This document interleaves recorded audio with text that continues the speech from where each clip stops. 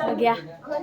चले देखिए पहला क्वेश्चन, दो वृत्तों की त्रिज्या है क्रमशः 19 सेंटीमीटर और 9 सेंटीमीटर है। ठीक है, देखिए पहला क्वेश्चन, दो वृत्तों की त्रिज्या क्रमशः 19 सेंटीमीटर और 9 सेंटीमीटर है। उस वृत्त की त्रिज्या ज्ञात कीजिए। ठीक, जिसकी परिधि इन दोनों वृत्त के परिधियों के योग के का है, बराबर है। अब ये दो वृत्त की त्रिज्या दे दिया है, अगर उस वृत्त की क्या करना है, हमें त्रिज्या ज्ञात करना, मतलब उस वृत्त मतलब तीसरा कोई वृत्त है उसका त्रिज्या हमें क्या करना है, ज्ञात करना है। ये भी कर रहा है कि दोनों वृत्त के परिधि का योग, दोनों वृत्त का परिधि का योग कर रहा है तो तीसरे वृत्त की परिधि क्या रहा है, बराबर।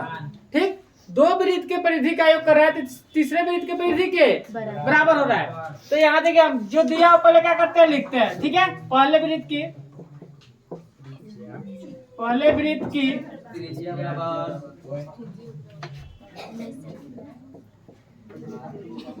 त्रिज्या जिसको R1 लिखते हैं, कितना है जी,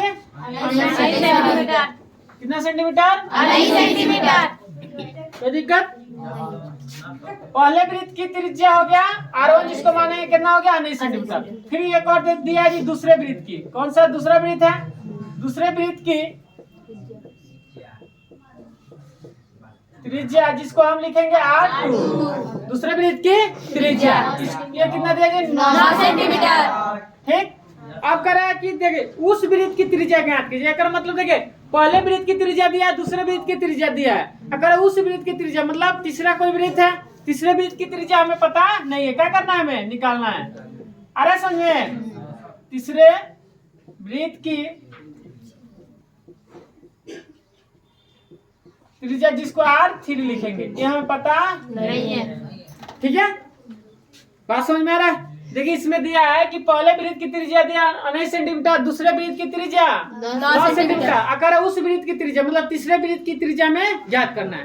अब फिर एक क्वेश्चन में दिया है कि दोनों वृत्त के परिधियों के योग, ये जो इसका अधिक 19 सेंटीमीटर त्रिज्या, इसका 9 सेंटीमीटर, ये दोनों वृत्त के परिधि का योग करेंगे। ये दोनों वृत्त का, पहले वृत्त की और दूसरे वृत्त की परिधि का योग मतलब दोनों क्या करेंगे, जोड़ेंगे तो तीसरे वृत्त की परिधि के क्या हो जाएगा, बराबर। लिखा है ना, योग के क्या है, बराबर है। मतलब दोनों वृत्त की परिधि का योग, ये दोनों का परिधि का योग करेंगे तो तीसरे वृत्त के परिधि क्या होगा, बराबर। तो यहाँ देखिए प्रश्न से आपको दिया है, पहले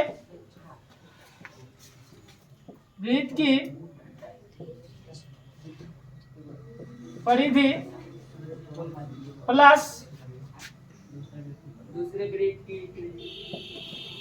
दूसरे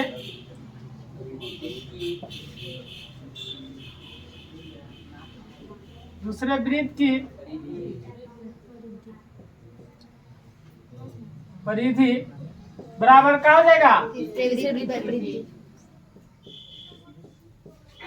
तीसरे वृत्त की परिधि। अरे समझ में, देखिए यहाँ पहले वृत्त की परिधि प्लस दूसरे वृत्त की परिधि मतलब दोनों वृत्त के परिधि का योग, दोनों वृत्त का परिधि का योग हो रहा है, दोनों का जोड़ कर रहे हैं, कर रहा है, तीसरे वृत्त की परिधि का है, बराबर। मतलब यहाँ बराबर रहा है, दोनों का योग करेंगे तो तीसरे का रहा है, बराबर।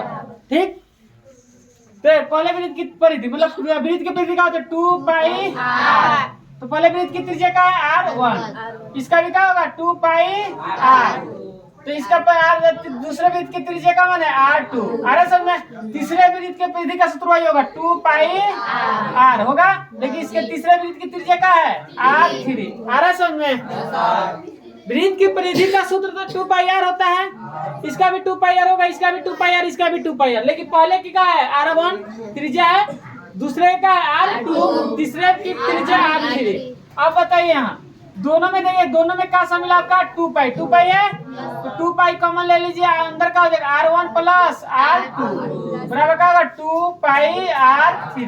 ये दोनों से दोनों खत्म, कोई दिक्कत नहीं।